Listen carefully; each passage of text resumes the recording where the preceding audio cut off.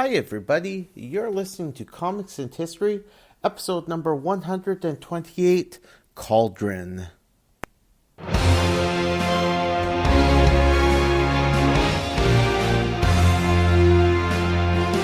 welcome to the show.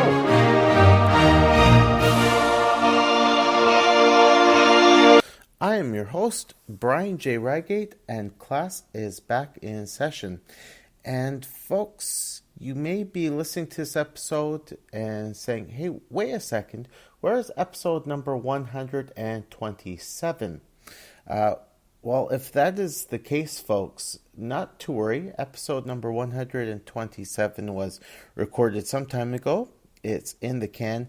And if I am releasing this episode out of order, it is because I am doing this in support of the Kickstarter campaign for the third issue of Cauldron magazine. Now, what is Cauldron magazine, you may be asking? Well, my friends, to begin, if you've been listening to the show for a fair length of time, you've heard me mention the name Sam Noir on more than a couple of occasions.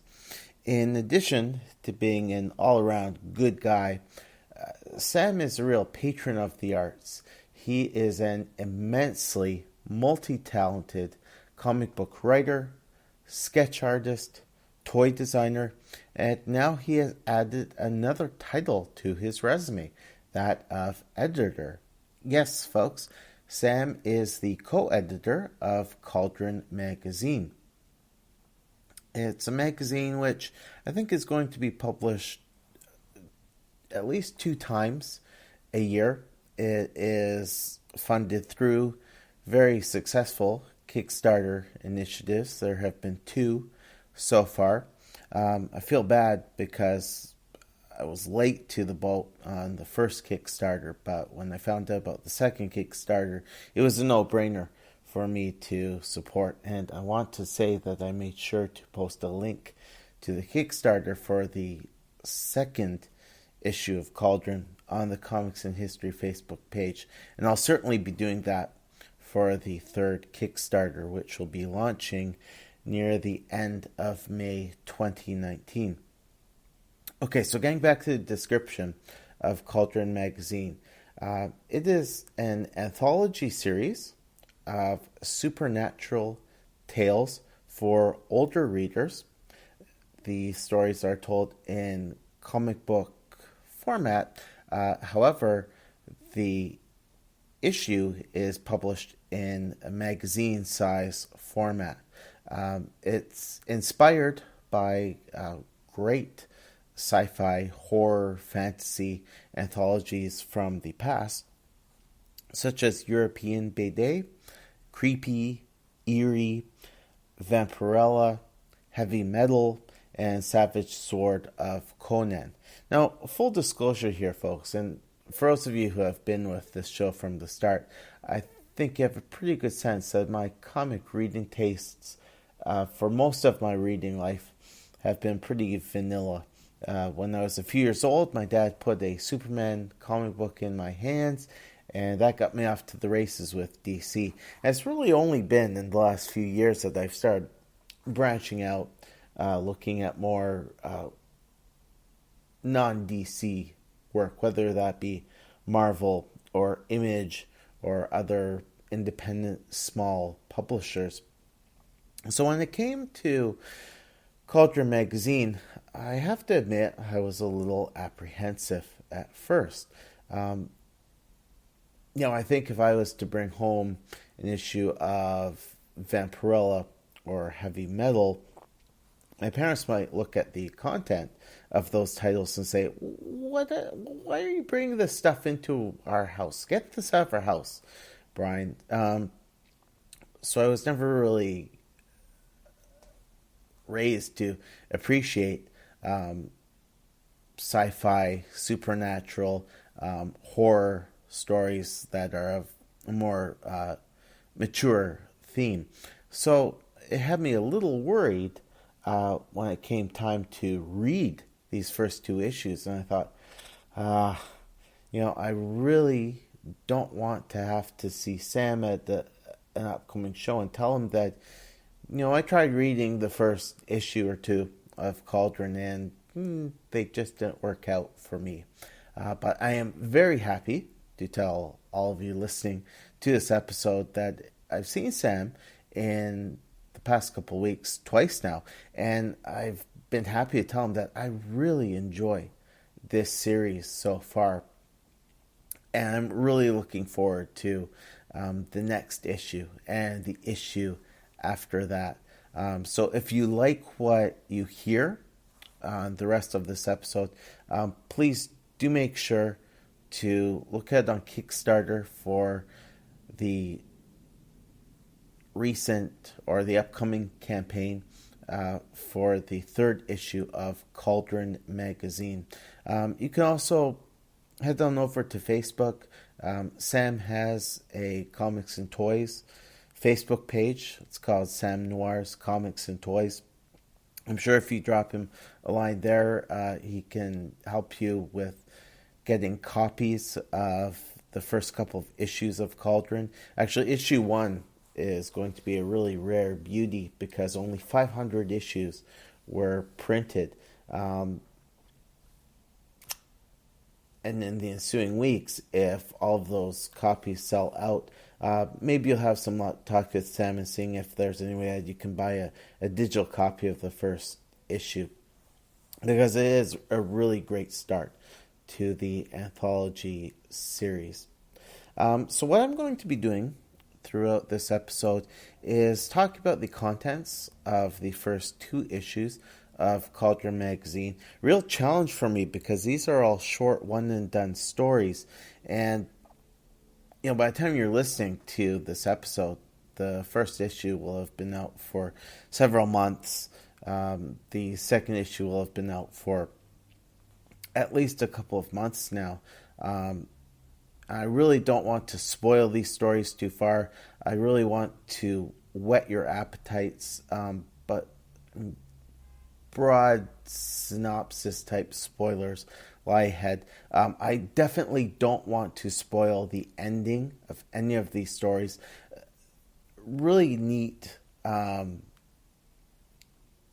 uniting feature about all of these stories is that they all have these really great twist endings. So none of these stories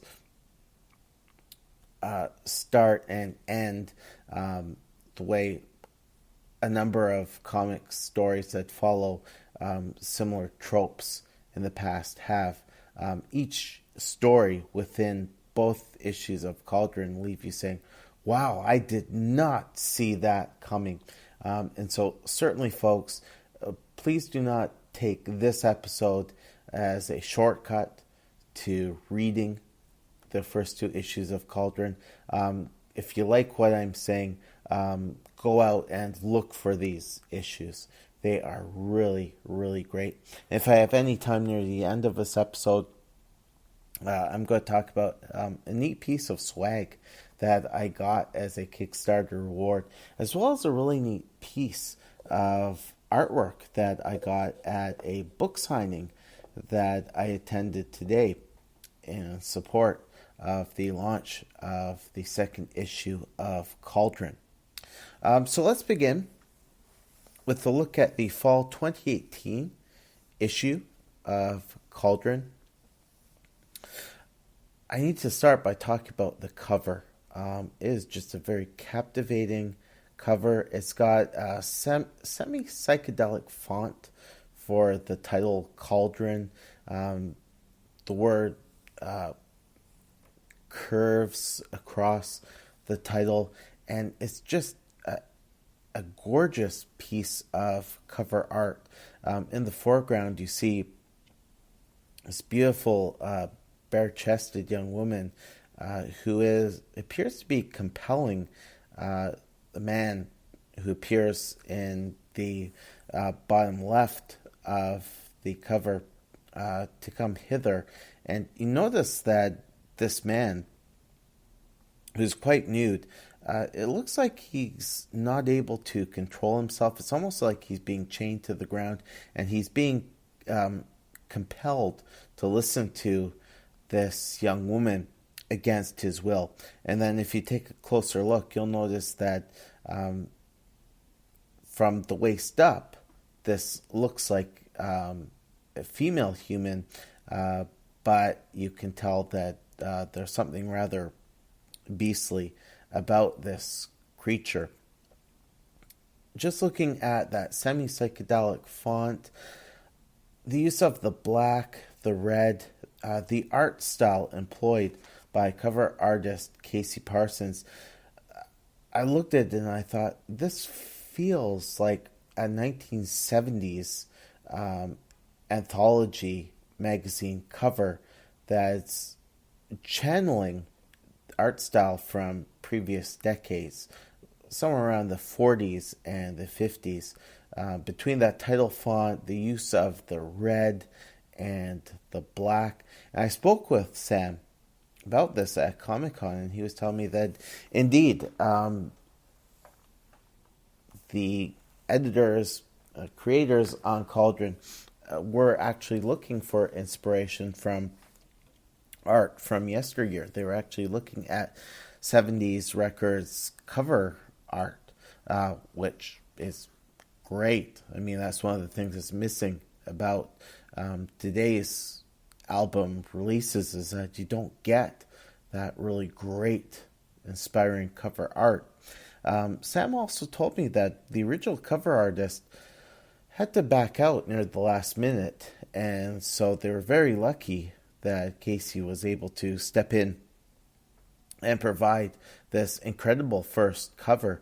And he too was looking for inspiration from the past, and so here in this cover he's actually channeling the style of Frank Frazetta.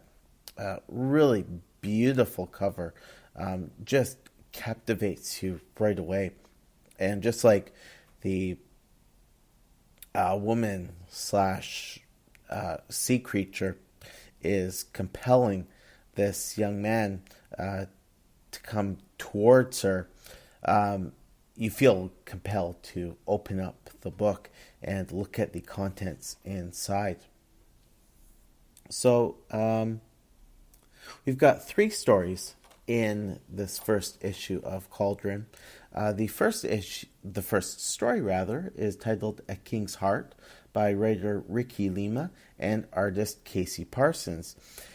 And we start off seeing a group of rather grotesque creatures living somewhere under the core of the earth. And they're talking about the king's heart and how their king is going to rise. But we also see above the ground, we see in a castle there is a very old human king who is under guard. And unfortunately, the old king's protection is lost, and the old human king is about to come under some serious attack. And we get a very interesting connection here between the heart of the ogre's king and the heart of the old human king. Very non-traditional panel layouts here. There are no actual panels on a couple of the pages. One scene bleeds into the next. On other pages, we get just this incredible full-page splash art, and your eyes just navigate through the entire page, just absorbing all of the artwork.